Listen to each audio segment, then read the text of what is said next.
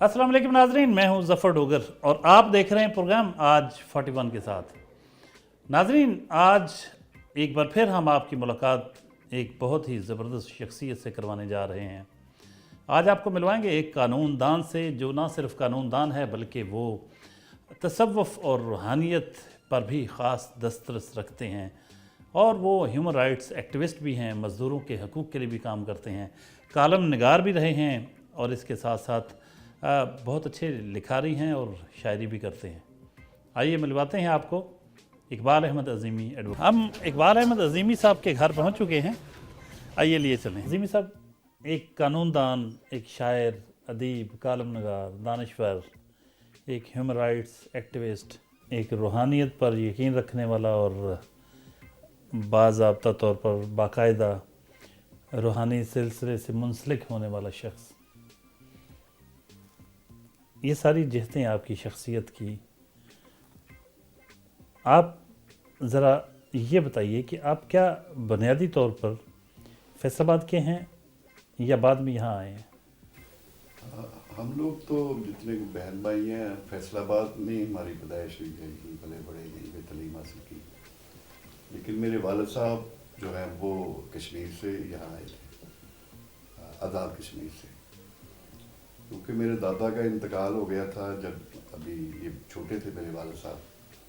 तो हमारी दादी जो कि ये एक रूहानी शख्सियत थी, वो पढ़ी लिखी थी, तो उन्होंने ये बेहतर महसूस किया कि जिन बच्चों के बाप सर पे नहीं होते हैं वो पढ़ लिख नहीं पाते।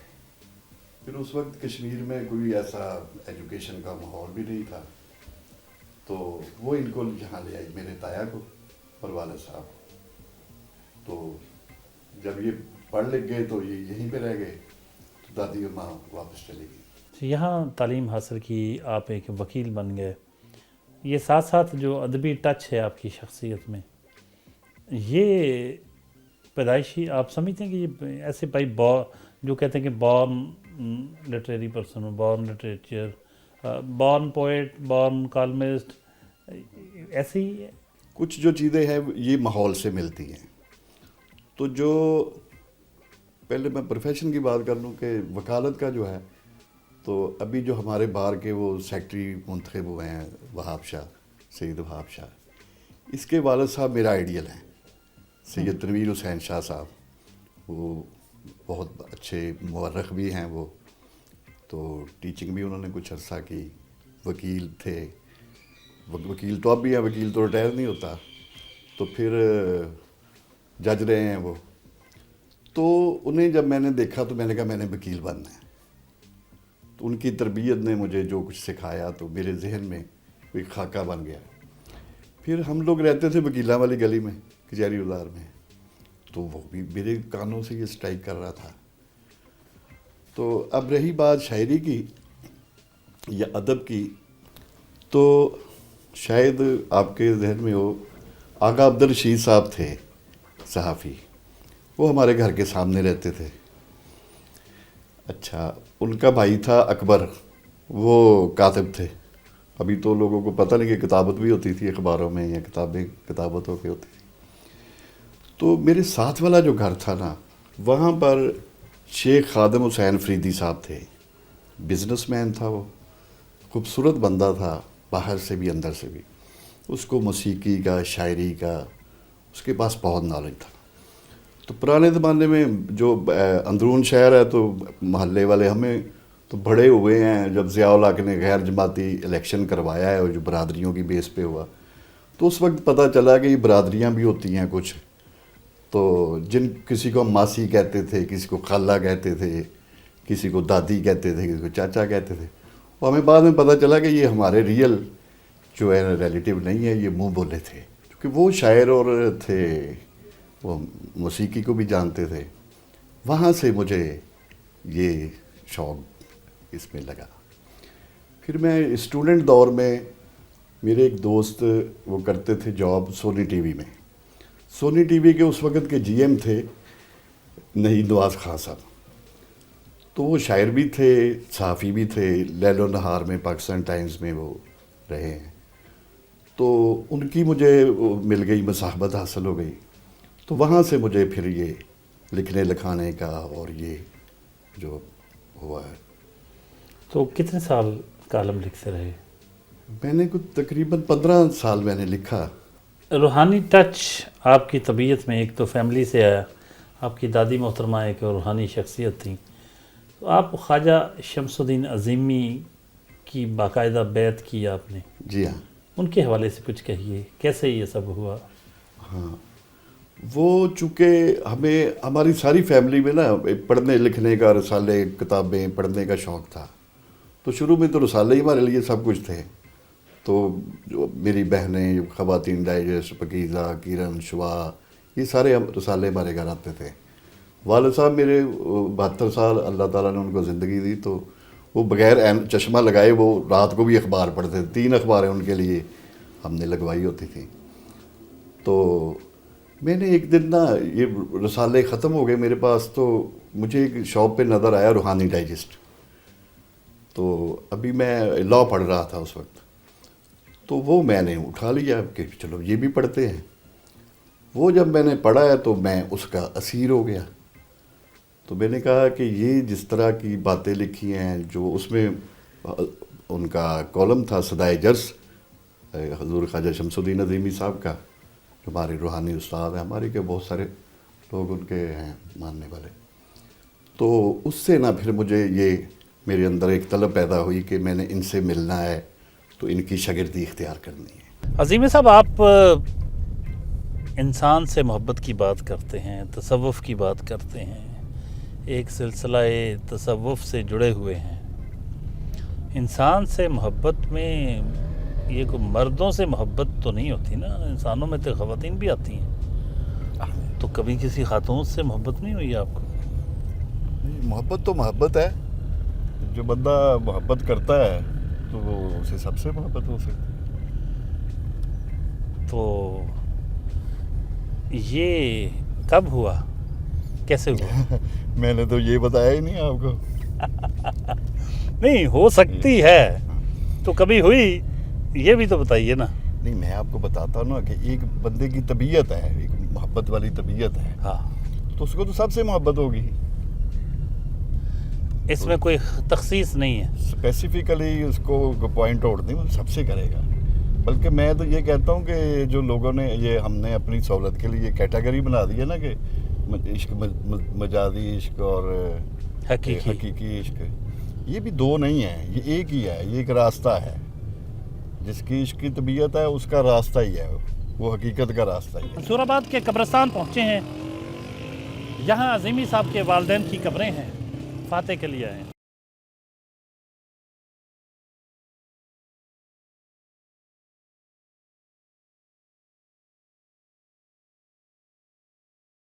عشق والے لوگ ہیں، یہ کون ہوتے ہیں؟ یہ عشق حقیقی، عشق مجازی، چلیں مجازی کو نکالیں، وہ سب سمجھتے ہیں کسی مرد کا خاتون سے، خاتون کا مرد سے تعلق جو ہے، یا ایک عقیدت جو ہے اسے محبت کا نام دے لیں، اسے عشق کہہ لیں. یہ حقیقی جو ہے، عشق حقیقی، یہ کیا ہے؟ کون لوگ کرتے ہیں؟ ہاں، کیوں ضروری ہے؟ کیا فائدہ ہے؟ وہ تو مجھے پھر یہ طرح شعر سنانے سے یہ ہوتا ہے کہ بات مختصر الفاظ میں کنوے ہو جاتی ہے. کہتے ہیں نا کہ تم نہ مانو مگر حقیقت ہے، عشق انسان کی ضرورت ہے. وہ تو پیار ہے نا، پیار انسان کی چلو ضرورت پیار ہے. انسان کی ضرورت ہے. تو پیار کر لے بندہ، عشق میں کیوں مرتے عشق کا رہنا؟ میں عشق کا بتاتا ہوں کہ جلتے رہنا، مرتے رہنا، اور خود فراموشی بھی اس میں آتی ہے. بس تو ہی تو ہے، دوسرا ہی نظر آتا ہے، اپنا آپ تو بھول جاتا ہے. صحیح ہے. جو عاشق کی جو پہچان ہے نا، جو آپ نے جہاں سے بات شروع کی، وہ یہ ہے. مجھے ایک فارسی کا سہارا لینا پڑے گا. وہ حافظ شیرازی فرماتے ہیں کہ فاش می گویم و از گفتہ من دل شادم، کہ میں کھلی بات کر رہا ہوں اور اس بات کرنے سے میرا دل راضی ہے، میرا دل خوش ہے. فاش می گویم و از گفتہ من دل شادم، بندہ عشقم از ہر دو جہاں آزادم. کہ جو عشق کا بندہ ہے وہ آپ کو ہر دو جہاں سے آزاد نظر آئے گا. اسے نہ اس جہاں کی فکر ہوگی، نہ اس جہاں کی فکر ہوگی.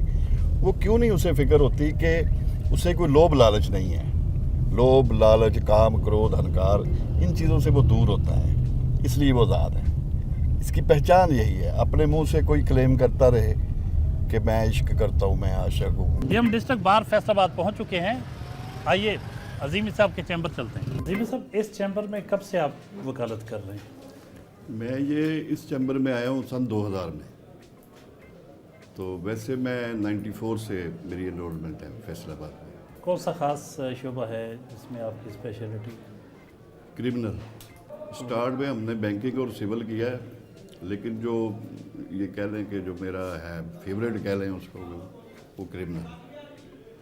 یہ کرائم سے کوئی خاص آپ کی دلچسپی؟ نہیں, کرائم سے نہیں دلچسپی, نہ ہی میری کرمنل سے دلچسپی ہے. میری دلچسپی ہے مظلوموں سے, کیونکہ سول کیس ہیں یہ پراپرٹیز کے, جگیرداروں کے, سرمایہ داروں کے کیس ہیں. کرمنل کیس میں کوئی غریب مسکین پھنسا ہے, کسی کو کوئی پرابلم ہے, تو ہم اس کی بہتر طریقے سے ہیلپ کر سکتے ہیں. تو اپنا کام بھی اس میں چلتا رہتا ہے. تو اس طرح لوگوں کی ہیلپ ہونے کے جو ہے وہ بھی. یہ وکیل اور لوگوں کی ہیلپ, یہ بات آپ تو فیس کے لیے کام کرتے ہیں یا واقعی ہیلپ یہ جذبہ بھی ہوتا ہے آپ کے؟ یہ نو ڈاؤٹ کہ جو ہے فیس جو ہے یہ تو وکیل کی ایک لیگل سماجی کسی طرح سے بھی کہہ لیں, لیکن یہ ایک جذبہ ہے جو ہمیں ہمارے والدین نے, ہمارے پیر و مرشد نے, ہمارے اساتذہ نے ہمیں جو بتایا ہے کہ ہم بے شک, چونکہ میں کوئی سرمایہ دار تو نہیں ہوں تو میں لوگوں کو نہیں کر سکتا, کوئی دان کر سکتا یا کچھ, لیکن میں سمجھتا ہوں کہ اس طریقے سے, بلکہ یہ شکرانہ ہے. آپ اگر آپ کے پاس علم ہے, آپ پڑھاتے ہیں تو بچوں کو پڑھائیں, لوگوں کو فری تعلیم دیں, مستحقین کو, تو وہ آپ کے اس علم کا شکر ہے. ہم جو کام کر رہے ہیں, لیگل کام کر رہے ہیں, اس کا جو پریکٹیکل شکرانہ ہے وہ یہ ہے کہ ہم لوگوں کے کام آئیں. اور اگر یہ جذبہ سب وکلا میں پیدا ہو جائے تو کیا آپ سمجھتے ہیں کہ فیس تو ظاہر ہے ان کا رائٹ ہے, لیکن اس کے ساتھ ساتھ لوگوں کو حقیقی معنوں میں انصاف مل سکے گا؟ جی بالکل مل سکے گا.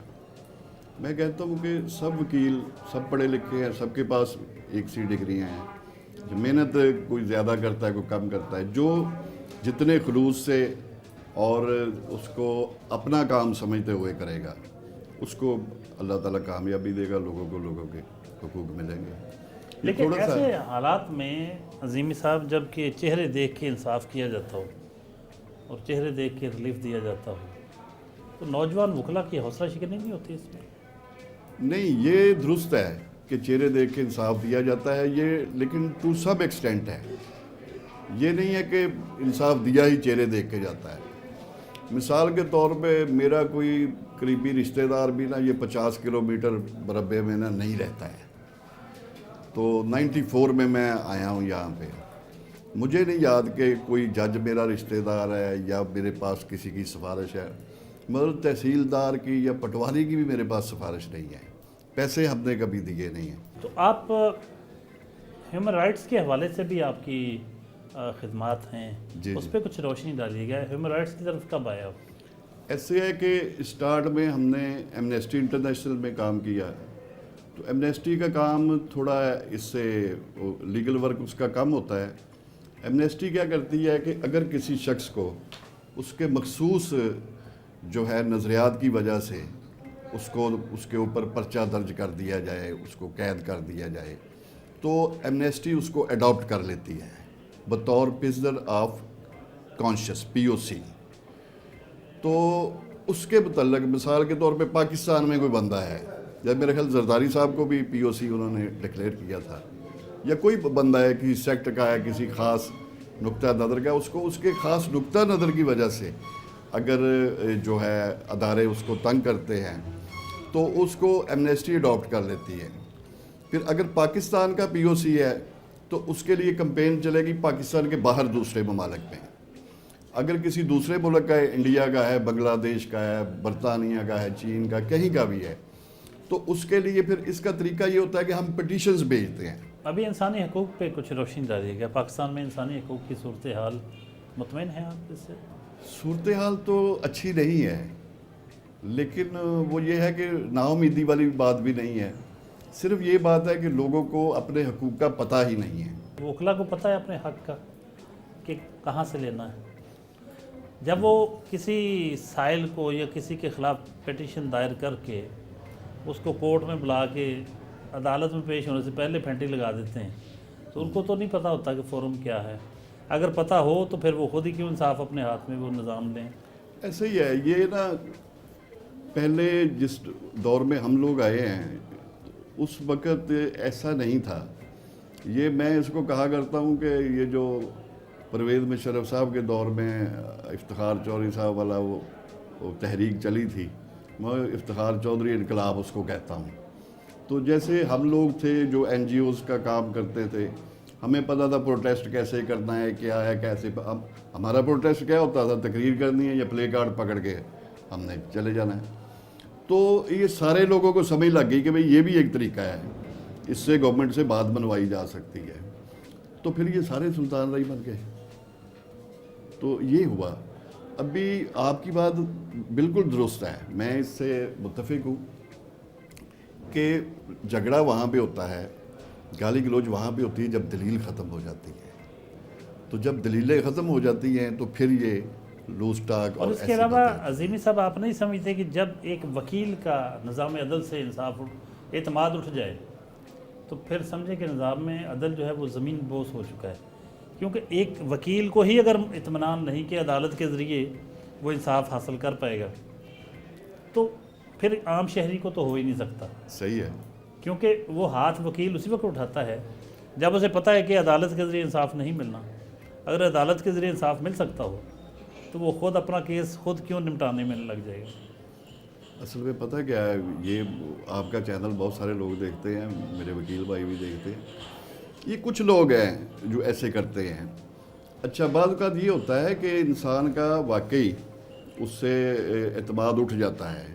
وہ کیوں اٹھتا ہے کہ جن سوالوں کا جواب اس نے عدالت سے لینا ہے یا جو فیصلہ ابھی عدالت نے دینا ہے، جو تفتیشی نے تفتیش کرنی ہے، اس کے جواب اس نے خود ایزیوم کر لینے، خود سوچ لینے کہ ایسا ہی ہونا ہے، فلاں کو نہیں انصاف ملا مجھے بھی نہیں ملے گا۔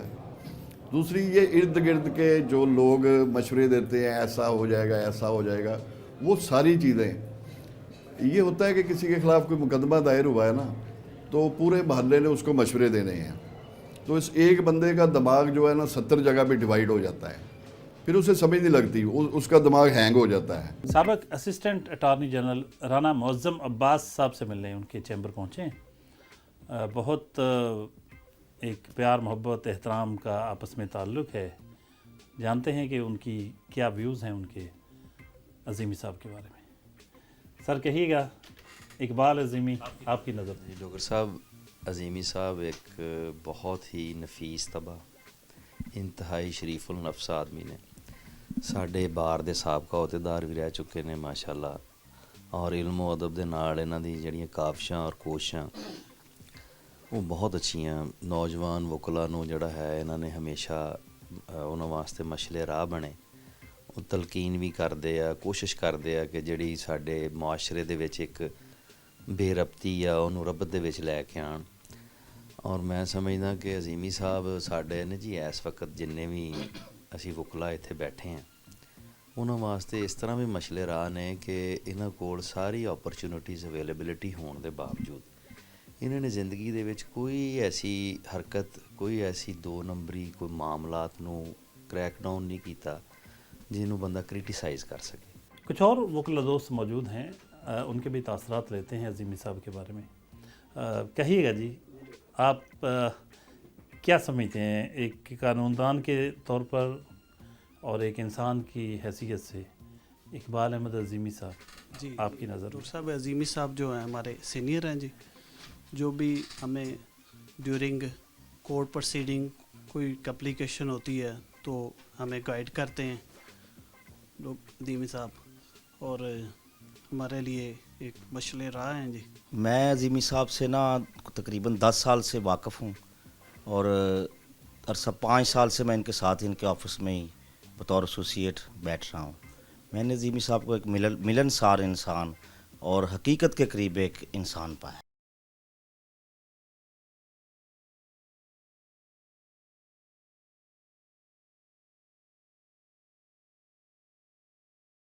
ख्वाजा शमसुद्दीन अज़ीमी साहब से जब से आप मुंसलिक हुए, जब से बैत हुए, जब से उनकी लाइन इख्तियार की आपने, आपके मजाज में, आपकी तबीयत में क्या तब्दीली वाक़या हुई? हाँ जी, दो बातें कि मैंने ना एक कि उन्होंने हमें जो तालीम दी, जो मैंने उनकी बुक्स पढ़ी या उनसे गुफ्तगू सुनी, तो मैंने उसमें कोई एडिशन या ओमिशन नहीं उसमें किया, कमी बेशी नहीं उसमें मैंने की। मैंने जैसे सुना, जैसे पढ़ा, उसको वैसे ही मैंने रखा। अब उसमें क्या हुआ कि मेरी तबीयत में थोड़ा सा ये कह ले कि झगड़ालूपन कह ले था, तो उन्होंने कहा कि बात यह है कि जो भी सिलसिले में से मुंसलिक लोग हैं सिलसिला अज़ीमिया से, उनके लिए लाजम है कि अगर कोई उनकी दिल आज़ारी करे तो उसको फ़ौरन माफ़ कर दो। अगर आप किसी की दिल आज़ारी के बायस बन जाओ तो उससे फ़ौरन माफ़ी मांग लो। अब माफ़ी मांगना बहुत मुश्किल काम है, माफ़ करना भी मुश्किल काम है। तो जब आप एक डिसिप्लिन के अंदर आ गए कि अगर मेरी दिल आज़ारी कर दी तो मैंने माफ़ करना है, तो अगर मैंने किसी की है तो मैंने उससे माफ़ी मांगनी है, तो मैं कैसे किसी की दिल आज़ारी करूँगा। अच्छा, मैं शुरू में इसमें ना मैंने एक रास्ता निकाला, वो ये था कि अगर फौरी तौर पे किसी से मैंने बदला नहीं लिया या रिएक्शन नहीं किया ना, मैंने उसको अपने लाशऊर में ना रख लेना कि चलो फिर किसी मौके पे ना इसको कर लेंगे। फिर बाबा ने ये कहा कि इंतकाम भी नहीं लेना, क्योंकि इंतकाम बस बज़ाते खुद एक सौबत है, ये इंसान को हर वक्त मुज़हमिल रखती है, टेंशन में रखती है, डिप्रेशन में रखती है, तो इंतकाम भी नहीं लेना। तो ये उसमें ये पॉजिटिव तब्दीली आई कि वो ये चीज़ें। ये मुराकबा क्या होता है जी? मुराकबा ये है कि किसी एक ख्याल में बेख्याल हो जाना। अच्छा, इसके लिए इंग्लिश में लफ्ज़ बहुत ज़्यादा आसानी से मीनिंग को वाज़ेह करता है, कंसंट्रेशन। तो कंसंट्रेट, अपने जहन को किसी एक नुक्ते पे मरकूज़ करना, ये मुराकबा है। अच्छा, ये हम गैर इरादी तौर पे भी करते हैं, मुराकबा गैर इरादी तौर पे भी इंसान करता है। मिसाल के तौर पे एक बंदा चाय बना रहा है, तो चाय में 4 या 5 इंग्रेडिएंट हैं। अगर वो बंदा यकसू नहीं है, कंसंट्रेट नहीं है, तो चाय नहीं बना सकेगा, क्योंकि उसमें चीनी डालना भूल गया, पत्ती कम डल गई, ज़्यादा डल गई। तो ये चाय बनाने जैसा छोटा सा आसान सा काम भी कंसंट्रेशन मांगता है। अगर कंसंट्रेशन नहीं इसकी होगी तो ये काम नहीं होगा। जो शख्स तसव्वुफ से मुंसलिक होता है और जो नहीं होता, लेकिन वो अच्छा इंसान होता है, बट तसव्वुफ से मुंसलिक नहीं होता, या उसको दुरुस्त भी नहीं समझता या गैर ज़रूरी समझता है, इजाफी समझता है, दोनों में फ़र्क क्या होता है? क्या चीज़ आप समझते हैं कि क्या दोनों एक मंजिल पा सकते हैं? हाँ, देखिए, एक मंजिल पे वही 2 मुसाफिर पहुँचेंगे कि जिनका रास्ता दुरुस्त होगा। वो किसी भी रास्ते से आ रहे हैं, लेकिन अगर उन्होंने तय किया है कि ये हमारी मंजिल है, जो जिसकी डेस्टिनेशन है वो उस पर पहुँचेगा। एक बंदा अहले तसव्वुफ नहीं है या उसको अच्छा नहीं समझता या गैर ज़रूरी समझता है, लेकिन उसकी जो चीज़ें हैं, उसकी लाइफस्टाइल जो है ये पॉजिटिव है, तो जाहिर है उसकी जो है लाइफ अच्छी होगी, लोगों के लिए बेनिफिशरी होगा, लोगों के लिए फ़ायदा मंद होगा, किसी का नुकसान नहीं करेगा। ये तो तसव्वुफ कहता है। हमारे बुजुर्ग कहते हैं कि आप खुश रहो हमेशा और लोगों को खुशियाँ तकसीम करो। इसका मतलब ये हुआ कि बुनियादी तौर पर खानकाही निज़ाम या तसव्वुफ, ये इसका मुतबादल नहीं है। मौजूदा जो भी लोग कोई अपने तौर पर ठीक रहना चाहें तो कहाँ इसकी ज़रूरत महसूस होती है कि लाजमी तौर पर कुछ ऐसी शख्सियात से वाबस्ता हुआ जाए जो आपके लिखे पढ़े सुने नॉलेज को वहाँ आप समझें कि वो नाकाफ़ी है और इनसे मुंसलिक होना ज़रूरी है अच्छा काम करने के लिए, या कुछ ख़ास किस्म के अपनी ज़ात में ज़िंदगी बेहतर पॉजिटिव चीज़ें लाने के लिए? देखिए, ये जो रूहानियत है, ये एक तर्ज फ़िक्र का नाम है। हम लोग जो भी हैं, जो भी हमारा तारुफ है, ये तर्ज फ़िक्र की वजह से है। एक बंदा तशद्दुद पसंद तर्ज फ़िक्र का मालिक है तो वो एक मुतशद्दिद या लड़ाके बंदे के तौर पे मशहूर होगा, वो पहचाना जाएगा। एक बंदे की तर्ज फ़िक्र में चोरी है, डकैती है, बेईमानी है, वो उसका तारुफ बेईमान होगा। ये जितने नाम हैं, जितने तारुफ है लोगों के, ये तर्ज फ़िक्र की वजह से है। तो रूहानियत एक बंदे को एक तर्ज फ़िक्र देती है। डॉक्टर साहब, ये कितनी मज़ाक़ा खेज़ बात है और मानी खेज़ कह लें इसको, ये जिस पर कभी किसी ने तवज्जो ही नहीं दी कि हम हर चीज़ की तरबियत, बच्चों को बोलना सिखाते हैं, बच्चों को चलना सिखाते हैं, शुरू से ये तरबियत शुरू हो जाती है। गलत बोलने पे डांट पड़ती है, पढ़ना सिखाते हैं, हुनर सिखाते हैं। लेकिन अगर हम नहीं सिखाते तो जो सबसे अहम चीज़ है कि सोचना कैसे है, तर्ज फ़िक्र क्या है, ये कोई नहीं सिखाता। हम अपनी तर्ज फ़िक्र में नालायक लोग हैं कि जब भी सोचेंगे हम मायूसी में सोचेंगे।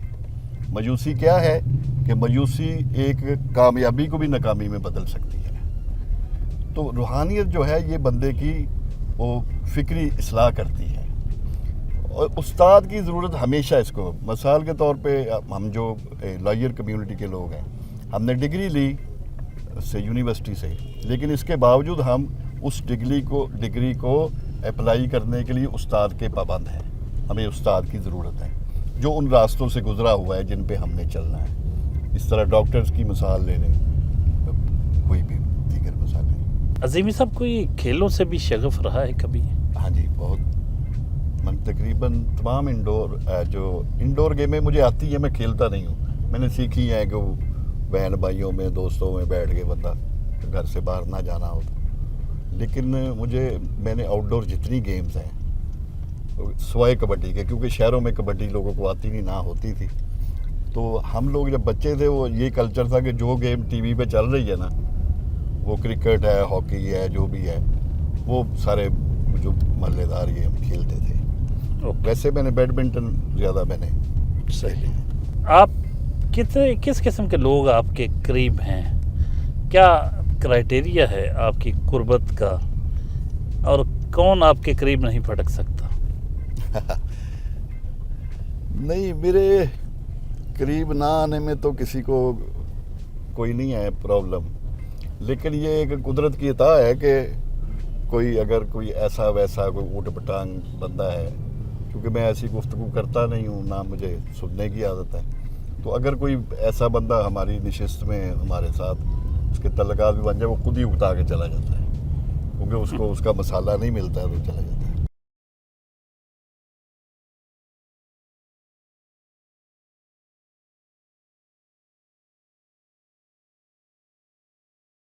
रामनगर तांगावाला चौक पहुंचे हैं। यहाँ textile powerloom workers garment union मज़दूरों की है। इस यूनियन के ऑफिस पहुंचे हैं क्योंकि अज़ीमी साहब वर्कर्स के केसेस भी लड़ते हैं मज़दूरों के। आइए मिलते हैं। बहुत बड़े मज़दूर रहनुमा हैं असलम मिराज साहब, हम उनके पास मौजूद हैं। प्रेसिडेंट हैं textile पावरलूम्स garment workers union registered Punjab के। बहुत अरसे से हम देख रहे हैं मज़दूरों के हकूक़ की जद्दोजहद कर रहे हैं उसके लिए, और उसकी बाकायदा जंग लड़ रहे हैं। उनसे जानते हैं कि आजकल क्या हालात हैं मज़दूरों के और मज़दूर लीडरों के, और अज़ीमी साहब के साथ उनका क्या ताल्लुक़ है, और उन्होंने अज़ीमी साहब को कैसा इंसान पाया। जी, इकबाल अज़ीमी साहब जो हैं ये एक अदबी शख्सियत हैं और मज़दूर दोस्त हैं, और हमारा इनके साथ तकरीबन कोई पिछले लास्ट कोई 15-20 साल से ताल्लुक़ है। जब से इन्होंने नई ये वकालत की थी, उससे पहले भी ये मुख्तलिफ वेलफेयर सोसाइटियों के साथ लोगों की वेलफेयर का इनके अंदर जज्बा था। फिर जैसे जैसे हम इनको मिलते गए तो दोस्ती हमारी पक्की होती गई, चूँकि एक मज़दूर नुमाइंदा हैं, हमें हर वक्त किसी ना किसी की मदद की ज़रूरत होती है, असिस्टेंट्स की ज़रूरत होती है।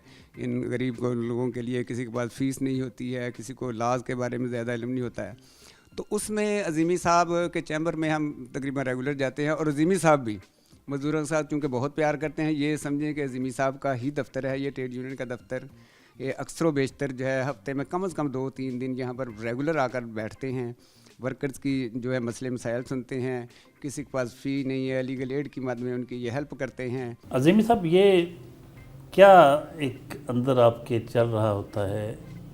بہت سے اور بھی وکلا ہیں لیکن بہت کم دیکھا ہم نے اتنی درد سے اس طرح کرب محسوس کرنا مزدور کا, ورکر کا.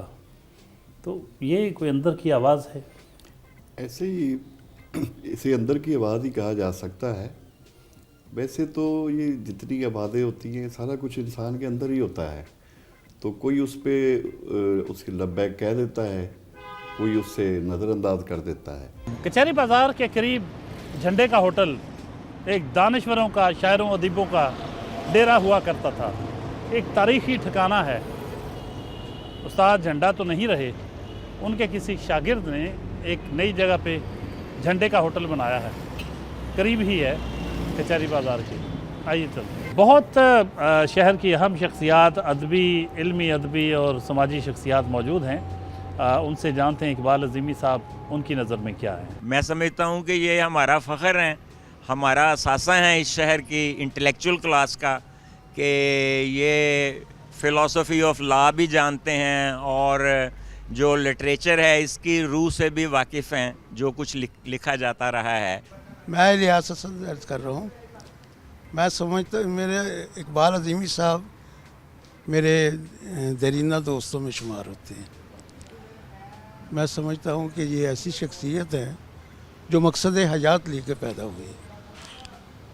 تمام سوشل ایکٹیویٹیز میں یہ بہت دلچسپی سے اپنے حالانکہ پیشے کے اعتبار سے تو ایڈوکیٹ ہیں, لیکن جس قدر دلچسپی ان کی ادب و فنون میں دیکھی گئی ہے وہ کم لوگوں کو نصیب ہوتی ہے. جناب اقبال عظیمی صاحب ہمارے فیصل آباد کو بہت چمکتا اور دمکتا نام ہے, جن کے نام کے میننگ جو ہیں, جن کے معانی جو ہیں, اقبال کا مطلب ہے بلندی اور عظیم کا مطلب ہے عظمت. یہ اتنی بڑی عظمت لیے ہوئے شخصیت ہمارے درمیان میں موجود ہیں. میں ان کے لیے شعر کہوں گا, پڑھوں گا کہ میں اس کا نام نہ لوں پھر بھی لوگ پہچانے کہ آپ اپنا تعارف ہوا بہار کی ہے. چھوٹی اناسی میں حضرت مہردین قلندر کے مزار پر پہنچے ہیں. یہاں کبھی کبھی حاضری دینے آتے ہیں عظیمی صاحب اور وقت گزارتے ہیں, اور صاحب مزار کے صاحبزادے عبد المجید صاحب کے ساتھ تصوف کے معاملات پر ڈسکشن ہوتی ہے. عظیمی صاحب یہاں کس سلسلے میں آتے ہیں اور صاحب مزار کے بارے میں کیا کہیں گے؟ کیا چیز آپ کو ادھر لاتی؟ اصل میں یہ پیار محبت ہی ہے نا. یہاں جو بھی کچھ ہے سب پیار کا پھیلاؤ ہے, تو یہ پیار محبت ہی ہے. مجید صاحب جو یہاں پہ گدی نشین ہیں, یہ صاحب مزار کے پیر مہردین سرکار قلندر کے صاحبزادے ہیں. ان کے بچے بھی سائیں مجید صاحب بھی مجھ سے پیار محبت کرتے ہیں. یہاں بیٹھتے ہیں, بیٹھ کے تصوف کے بارے میں دوست آ جاتے ہیں, پھر کوئی اللہ رسول کی, علی نبی کی بات کرتے ہیں. پھر کبھی کبھار محفل سماع کا بھی ہمارا ہوتا ہے, یہاں سنتے ہیں. تو یہ حضرت خواجہ معین الدین چشتی اجمیری نے فرمایا کہ سماع معراج العاشقین, کہ سماع جو ہے یہ عاشقوں کی معراج ہے. تو آج ہم نے سماع کا بھی انتظام کیا ہے آپ کی آنر میں. کیا میسیج دیں گے ویورز کو؟ آخر میں ہم ایک میسیج لیا کرتے ہیں کہ کوئی نچوڑ جو ہوتا ہے آپ کی زندگی کا, اس سے آگاہ کریں. میسیج یہی ہے, وہ مجھے ایک مصرع یاد آ گیا کہ اپنے لیے تو سب ہی جیتے ہیں اس جہاں میں, ہے زندگی کا مقصد اوروں کے کام آنا. بہت خوبصورت میسیج, تھینک یو ویری مچ. آج آپ نے وقت دیا, آپ کا شکریہ, اور اتنا ہمیں آپ کے اس پورے دن سے اس کی ایکٹیویٹی میں ایک نئے رخ سے پتہ چلا. آپ کی بہت ساری پرتیں کھلیں. Thank you very much. شکریہ آپ کے ادارے کا, ادارہ سٹی 41 کا, اور آپ کی ساری ٹیم کا بہت شکریہ. بہت شکریہ اقبال عظیمی صاحب, تھینک یو ویری مچ. ناظرین, یہ تھے اقبال احمد عظیمی, ایڈوکیٹ, اور یہ ہیومن رائٹس ایکٹیوسٹ ہیں, رائٹر ہیں, بہت اچھے شاعری بھی کرتے ہیں, اور اس کے ساتھ ساتھ روحانیت سے, تصوف سے ان کو خاص شغف ہے. آج آپ نے ان کی دن بھر کی ایکٹیویٹیز دیکھی, ان کے ویوز, ان کے خیالات, ان کی باتیں سنی, اور ان کے بارے میں ان کے دوستوں کی گفتگو سنی. امید کرتے ہیں آپ کو پروگرام پسند آیا ہوگا. اگلے ہفتے نئے مہمان کے ساتھ حاضر خدمت ہوں گے. تب تک کے لیے اجازت. اللہ نے کے بعد.